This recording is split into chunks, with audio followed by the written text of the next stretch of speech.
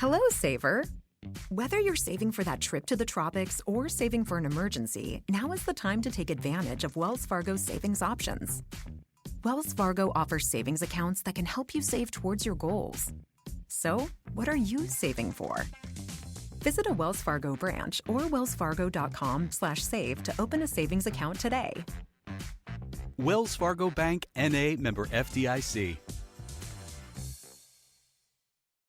The French Revolution set Europe ablaze. It was an age of enlightenment and progress, but also of tyranny and oppression. It was an age of glory and an age of tragedy. One man stood above it all. This was the Age of Napoleon. I'm Everett Rummage, host of the Age of Napoleon podcast. Join me as I examine the life and times of one of the most fascinating and enigmatic characters in modern history. Look for the Age of Napoleon wherever you find your podcasts.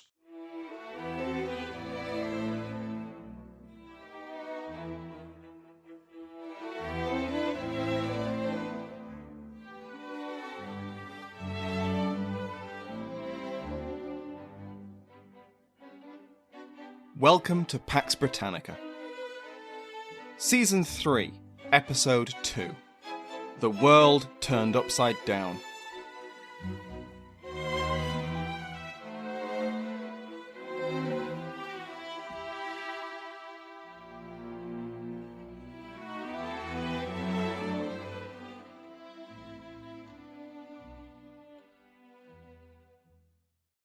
Welcome back to Pax Britannica. I'm your host, Samuel Hume. Before we begin, I have to thank a new addition to the House of Lords, Andrin Baron Bieri. Like all of our patrons, they can now listen to this episode and every other episode ad-free. Go to patreon.com/PaxBritannica to find out more. Also, thank you to Viscount Discount for his very generous donation.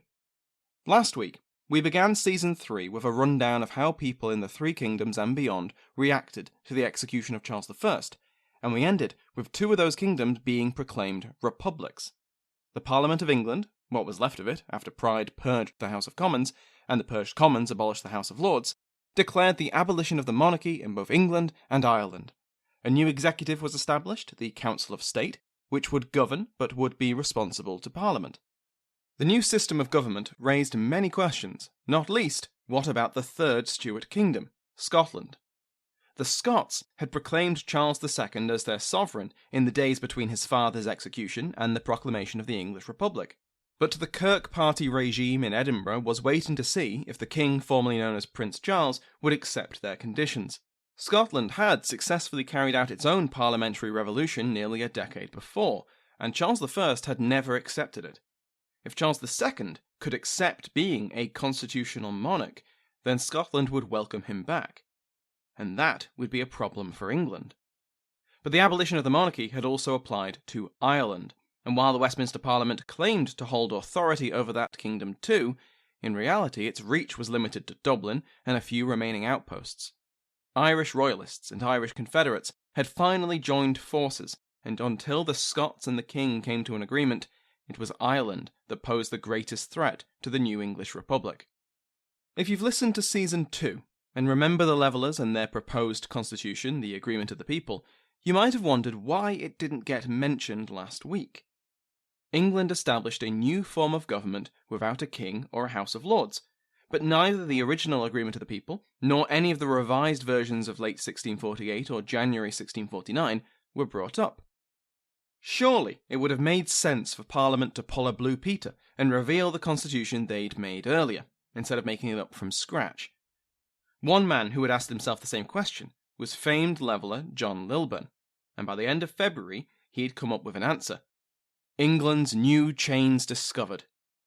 This was his latest pamphlet, railing against the new form of government and its fresh institutions as merely a front for an oligarchic, militaristic tyranny run by the army grandees and the Rump Parliament of Westminster. They were clinging to power for power's sake, and they were betraying the values which the civil wars had been fought and won for. In March, another noted pamphlet appeared, The Hunting of the Foxes. This condemned the Rump Parliament as, quote, a more absolute monarchy than before, end quote. The new regime was fragile, uncertain. As we mentioned last week, the selection of the Council of State was a deliberate message to the political nation. The decrepit institutions of monarchy in the upper house had been swept away, but that was as far as the new regime was going to go. To show this, the Rump Parliament refused to elect two of the more radical army grandees, Thomas Harrison and Henry Ireton, to the body. Many former members of the House of Lords were welcomed to the council, their noble titles left intact, and the final version of the oath didn't require councillors to approve of the revolutionary acts of either abolishing the House of Lords or killing the king. The political question had been satisfied, and going any further might open the door to the social question, and that was something few in the government had any desire to do. Certainly not Oliver Cromwell. As J.C. Davis describes it, quote, his instincts were to do everything possible to broaden the basis of support for the embattled regime, opening the doors to anyone willing to walk through them. The ideal of limited reform, not revolution, was reflected in the eventual composition of the Rump, and the Council of State owed much to Cromwell's influence. End quote. This is all to say that the Council of State was determined to establish its position as the political centre, and to shut down any threat from either right, by which I mean royalists, or left, the levellers. Just to say, I'm using the terms left, right, and centre here for convenience. These weren't used at the time, but they're a helpful anachronism. The attacks on the new government by civilian levellers raised fears on the Council of State that army discipline might be threatened once again. Between the First and Second Civil Wars, civilian and army levellers joined forces in the Putney debates, and then in an aborted mutiny. The levellers had been defeated and appeased then, and a useful ally since, but now their objectives diverged, and they once again became a threat. So shortly after the publication of The Hunting of the Foxes, the leading levellers were quickly and efficiently arrested. John Lilburne was taken by soldiers in a dramatic dawn raid, and he was soon followed to prison by Overton, Walwyn, and Thomas Price, among others. But this clampdown on the left was accompanied by a similar display against the right. On the 6th of February, a second High Court of Justice had convened to put the leading royalist figures of the Second Civil War on trial. These included the Earl of Holland, captured after his and the Duke of Buckingham's failed uprising outside of London, Lord Norwich, formerly Lord Goring, a capable, if often drunk commander who had been captured at the fall of Colchester, and Lord Capel, who had been captured alongside Norwich. And of course, the leading light of the Second Civil War, James Hamilton, Duke of Hamilton, the leader of the Scottish Engagers. The Revolutionary Court found these men guilty of treason, and on the 6th of March condemned them to death. Petitions for mercy were presented to the Rump the following day, but Parliament refused to hear them. The day after that, more petitions arrived, including, for Norwich, one from 18 men on behalf of many others who the Lord owed money to. The surge in petitions convinced Parliament to put the question of a reprieve to a vote. One of the condemned, Sir John Owen, was saved by a vote of 28 to 23, which sounds close, until we learn that Norwich's life came down to a tie, 24 to 24. Norwich's fate was decided by the Speaker of the House of Commons, William Lenthal, and he came down on a reprieve. Both Norwich and Owen were sent back to the Tower of London, until an official pardon was given to both on the 7th of May. No such close calls for Hamilton, Holland, or Capel. Hamilton argued that an English court couldn't condemn him, because he was not an Englishman. How could he have committed treason against a parliament he owed no allegiance to? I think I'll call that the William Wallace gambit. Also, he'd been acting under the commands of the Scottish Parliament when he invaded, and he had surrendered under terms of quarter. None of these defences worked. Everyone knew that Hamilton had not just been following orders when he invaded England at the head of the Engager army. He'd been a dominant force in the Scottish government making the decision. And as to not being an Englishman, well, in addition to his Scottish titles, the Duke of Hamilton was also the Earl of Cambridge. So it was the Earl of Cambridge who was condemned. Cambridge, Holland, and Capel were brought to the palace yard at Whitehall and beheaded. The new regime thus made it clear that supporting the royalist cause was a death sentence. Hamilton's brother, the Earl of Lanark, now became his brother's successor as the second Duke of Hamilton, and we'll hear more about him in the future. Looking back towards the left, the Levellers had not gone away just because their leaders were in custody. Lilburne and the rest were no strangers to prison and could work from a cell as easily as they could from their own homes. By the end of April, leveller protests and marches throughout London and other large cities were very common. Attendees were decked out in sea green ribbons, the colour now associated with the cause since the martyrdom of Thomas Rainsborough. These marches called for fresh elections, political reform, the taking up of the agreement of the people, and the release of political prisoners. Interestingly, these gatherings had a high proportion of women, which led to some pretty predictable reactions from MPs when one day they forced their way into the chamber.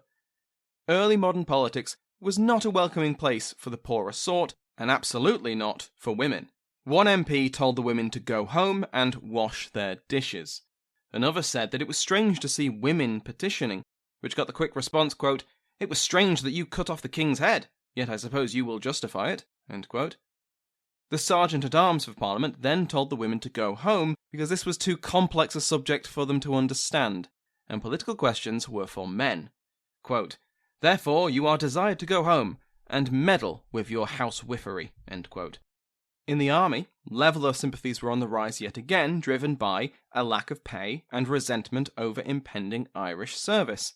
And if that sounds familiar, it should. These are the same reasons the army politicised back in 1647. I have to imagine that Denzil Halls, in exile in France, felt not a little bit of schadenfreude when he heard about the Grandee's troubles.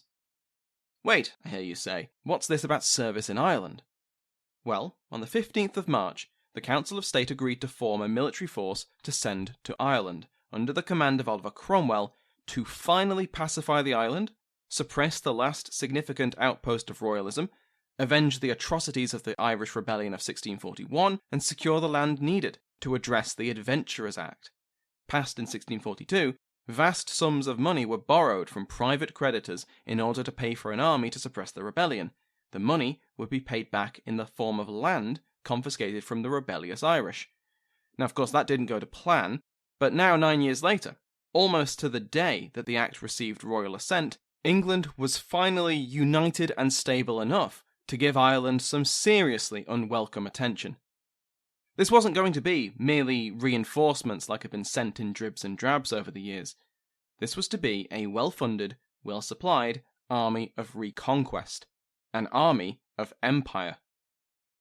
Cromwell was to be given a force of 12,000 veterans, supplied with a war chest of £100,000 to pay them, with a huge artillery train of 56 cannon and 600 barrels of gunpowder, along with the clothes, food and other supplies needed to keep the army in action.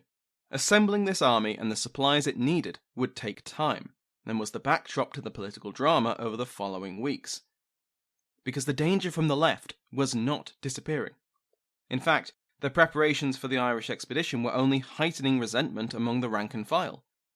From April 1649, those regiments chosen for service in Ireland were picked by lot.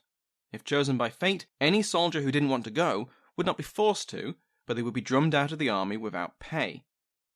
300 infantry, picked for Ireland, threw down their weapons and demanded that leveller demands be accepted by the government. They were ignored, summarily cashiered out of the army, and their treatment only increased the unrest within the ranks. Harsher measures were settled upon. An example would be made. A young leveller soldier, Robert Lockyer, committed what Jonathan Healey calls a minor act of insubordination. This minor act turned out to be when Lockyer, along with 30 other troopers, refused to follow Colonel Warley's orders and seized the regimental colours. When Fairfax and Cromwell arrived on the scene, the mutineers backed down, and 15 were arrested. In calmer times, this might have meant the lash, or some of a painful but temporary punishment. These were not calmer times. 6 of these men were sentenced to death. Cromwell reportedly begged for their lives from Fairfax, who was many things, but relaxed about the chain of command was definitely not one of them. 5 were spared, but the 6th, Lockyer, was not. Lord Fairfax had the soldier marched into the churchyard of St. Paul's Cathedral and summarily shot. This was meant to subdue the levellers, a warning shot into Lockyer's chest, to remind both army and civilian levellers that discipline in the army would be maintained. It did not. Fairfax had given the levellers another martyr. His funeral became a massive leveller demonstration, thousands strong, all decked out in sea green. The situation escalated as April led into May.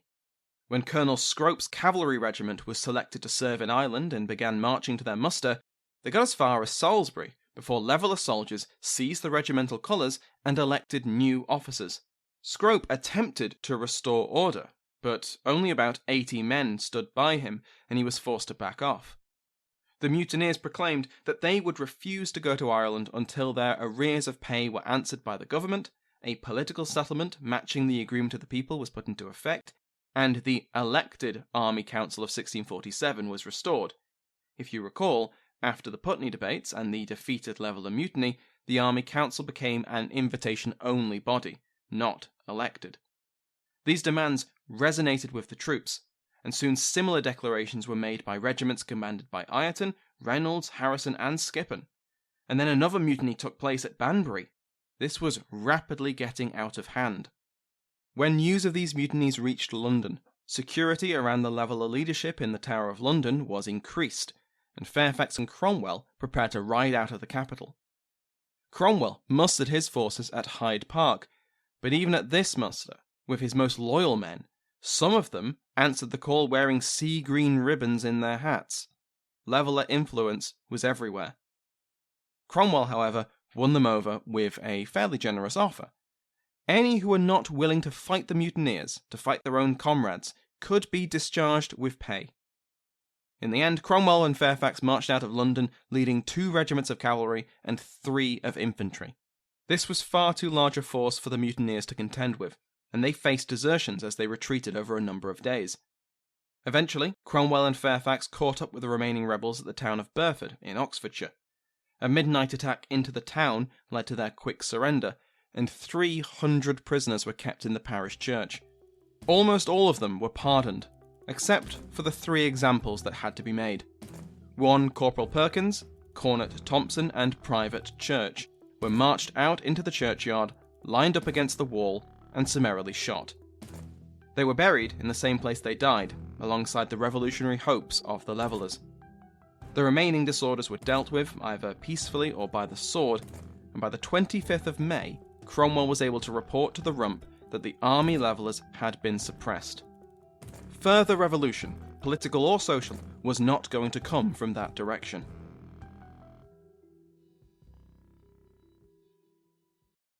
Fargo, the new virtual assistant from Wells Fargo, makes banking faster and easier. Like this. Fargo, what's my checking account routing number? And this. Fargo, turn off my debit card. And this. Fargo, what did I spend on groceries last month? And that's just the beginning. Do you, Fargo?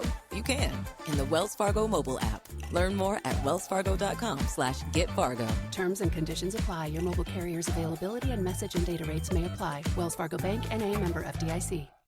Madame Tussaud. We all know the name, and many of us have visited one of the wax museums which bear that name. But you may not realise the historical significance of the woman behind the name, or how she and her waxworks defined the genre of true crime. If that has piqued your interest, then give The Art of Crime a listen.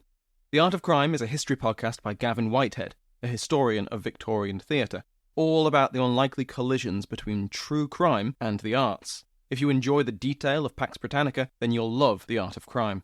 The latest season of The Art of Crime tells 2 stories. First, it chronicles Tussaud's career, starting in pre-revolutionary France and ending in Victorian London. Second, it tracks the evolution of the Chamber of Horrors, a showroom in her wax museum that exhibited macabre curiosities, including effigies of notorious criminals. You'll hear how Tussaud won patronage from the French royal family, narrowly escaped the guillotine during the Reign of Terror, and became one of the most celebrated showwomen in Paris and London. This season also covers the most divisive assassin of the French Revolution, the last man to be hung, drawn and quartered for high treason in England, and the glamorous murderer who attained notoriety as a modern Lady Macbeth. Subscribe to The Art of Crime wherever you get your podcasts.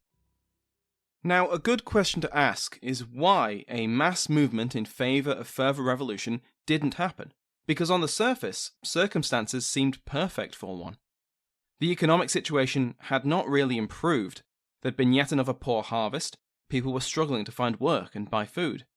Mass demonstrations in London were common. The new regime was incredibly shaky, and its legitimacy needed to be built from the ground up. The Rump Parliament was anything but representative of the people of England, with just a fraction of constituencies having a voice in it, and even they were based on the highly limited franchise from before the war. The army was kept together mostly by the personal authority of Cromwell and Fairfax, and despite their swift reactions to mutiny, they couldn't be everywhere. The post-Regicide system could have easily fallen to a civilian leveller uprising combined with sympathetic mutineers in the army. But it didn't, and here's a few possible reasons why. The harvest might have been bad, but economic developments, even unpopular ones like enclosure and the specialisation of crops, meant that for as many drawbacks as it had for individuals who struggled to find work, and there were many, especially in the war-ravaged north, the improvements in efficiency meant that a bad harvest did not become a famine. The government was also aware of the danger, and had expanded social programs which provided food and fuel to the most needy. Local authorities were granted greater powers to respond to food shortages in their areas, and price caps were implemented with harsh punishments for profiteers. Things were bad for many ordinary people, but not so bad that a popular uprising became seen as the only way forward, especially after the Rump passed a new Treason Act in May, which made it treasonous to say that the new regime was not legitimate, and it was followed by the suppression of the major leveller news pamphlets. The Rump, under advice and pressure from the grandees, quickly passed laws to keep the rank and file on side, like ones which provided support for war widows and wounded soldiers. This helped keep the discontent in the army from becoming more than just isolated outbursts of disobedience. The Leveller cause had many friends in high places, including Parliament and the London Common Council, a legacy of the political crises of the past 2 years. If they had coordinated with the Levellers out in the streets, things could have been very different. But as a rule, these men did not rally to Lilburn's cause in the spring of 1649.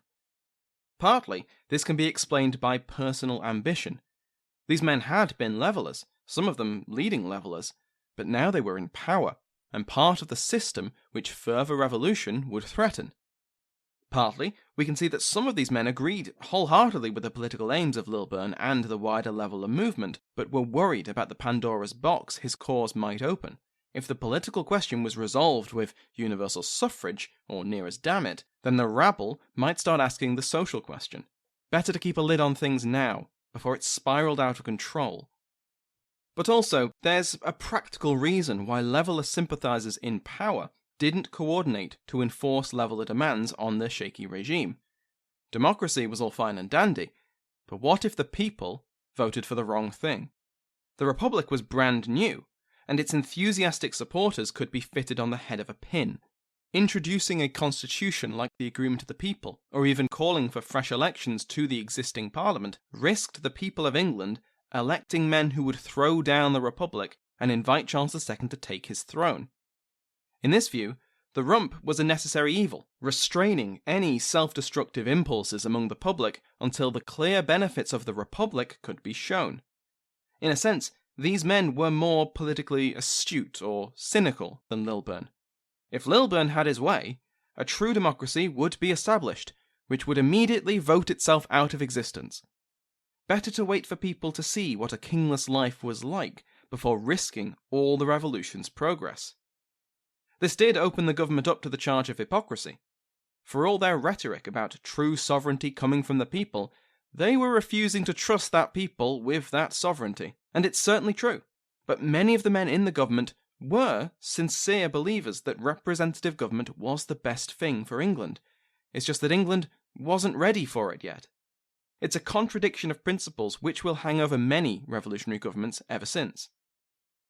But the Levellers of Lilburne were far from the only people raising questions about the future government. Throwing monarchy down, which had been the central point of political society for centuries, offered the chance to build something different in its place. It's time to introduce one of the most interesting figures of the English Revolution, Gerard Winstanley, and the true Levellers, or the Diggers. On the 1st of April 1649, a group of people gathered on the common at St George's Hill in Surrey, and after renaming the hill just George's Hill because they didn't care for saints, they started digging. Together they would work, sharing the burdens of labour as well as its rewards equally. Their leader, though perhaps that's the wrong term, so let's call him the most influential of their group, was Gerard Winstanley. Winstanley had once been a merchant tailor, buying and selling textiles, and what records we have indicate that he was not particularly prosperous, but was able to live comfortably with a large household, so far better than most. But this left him vulnerable to shifts in the market, say the collapse of Irish trade following the rebellion and the outbreak of civil war in England. By the end of 1643, he was ruined, and he left London to move closer to his in-laws in Surrey. The next 5 years are, as one biographer has complained, quote, crucial for Winstanley's spiritual development, but the process is frustratingly difficult to reconstruct, end quote. We know he moved to the village of Cobham, and we know that Cobham was divided between the haves and the have-nots, the landless labourers and the yeoman farmers who hired them. At one point, Winstanley abandoned the mainstream Church of England and became fervently anti-clerical in his views.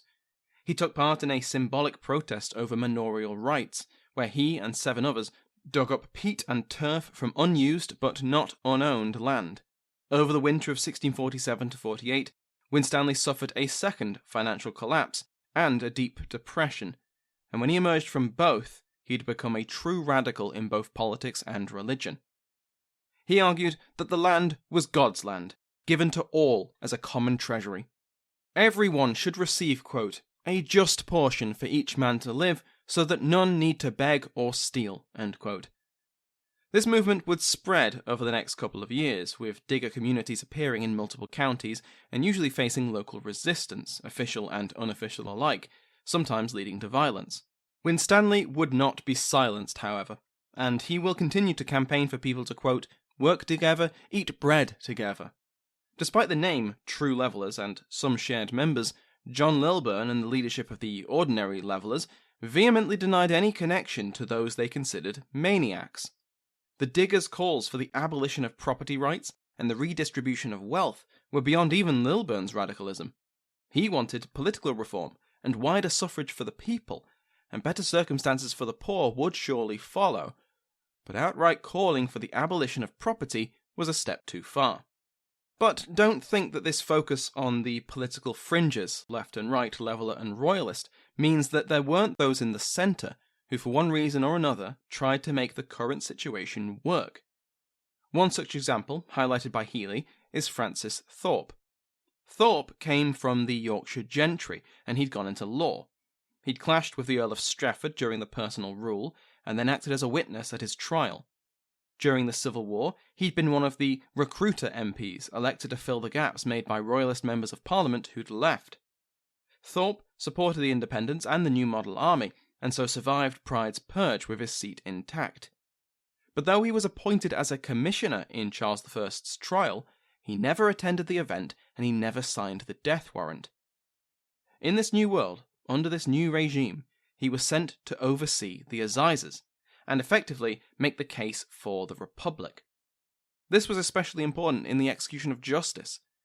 Previously, even when at war with Charles, the king had still been the centre of the legal system, the authority from which all justice flowed. But there was no king now, just a newborn republic.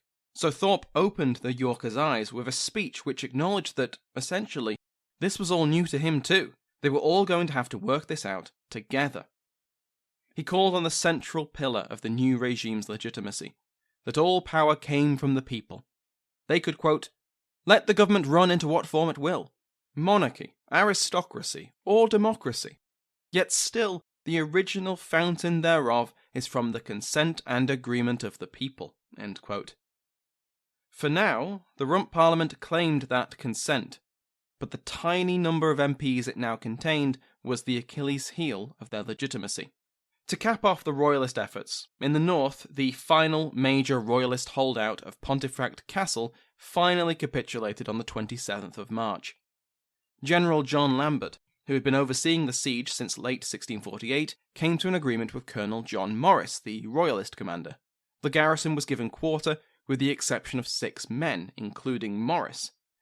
Then came a strange quirk of early modern honour.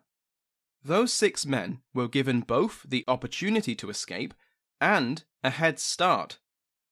The general promised that if any of the men could break through his siege lines and get more than 5 miles away from Pontefract, they would not be pursued any further and allowed to go into exile.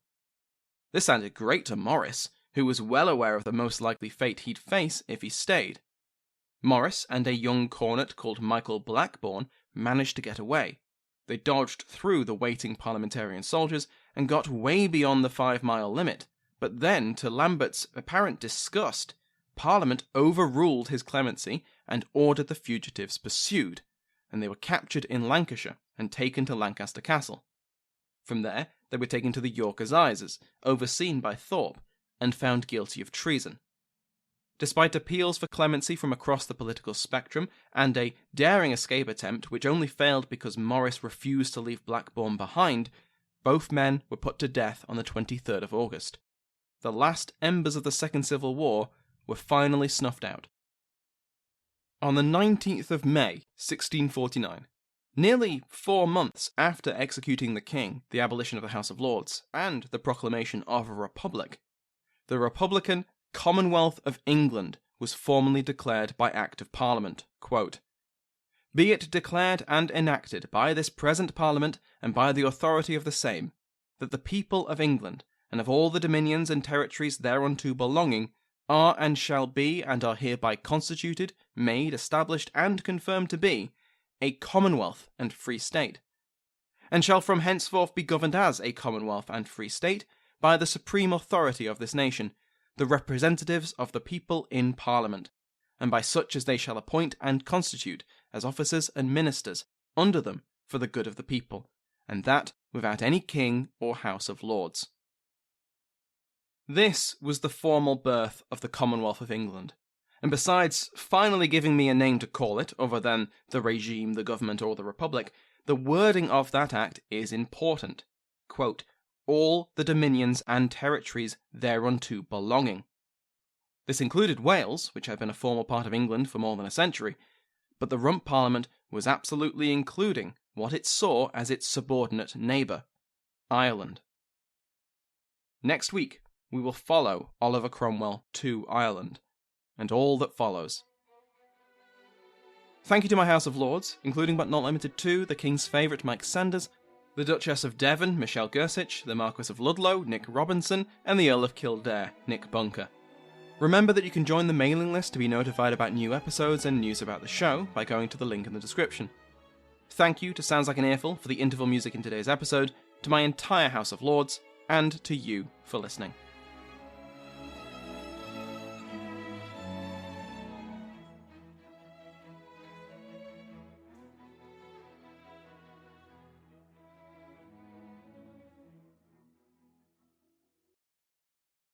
The regular season is heating up, new stars are emerging, and that means more opportunities to win up to 25 times your cash on Prize Picks, the most exciting way to play daily fantasy sports. Just select 2 or more players, pick more or less on their projection on a wide variety of stats, and place your entry. It's that easy. Let it fly to turn $10 into $250 with just a few taps. Easy gameplay, quick withdrawals, and injury insurance on your picks are what make Prize Picks the #1 daily fantasy sports app. Watch your favorite players and get paid doing it this basketball season. See your entries make progress during the game or make new entries for the second half and the fourth quarter. 3-pointers, assists, rebounds, and everything in between are yours for the taking. Join the Prize Picks community of more than 7 million players who have already signed up. Right now, Prize Picks will match your first deposit of up to $100. Just download the Prize Picks app and use code GET100. That's code GET100 on Prize Picks for a first deposit match of up to $100. Prize Picks. Pick more, pick less. It's that easy.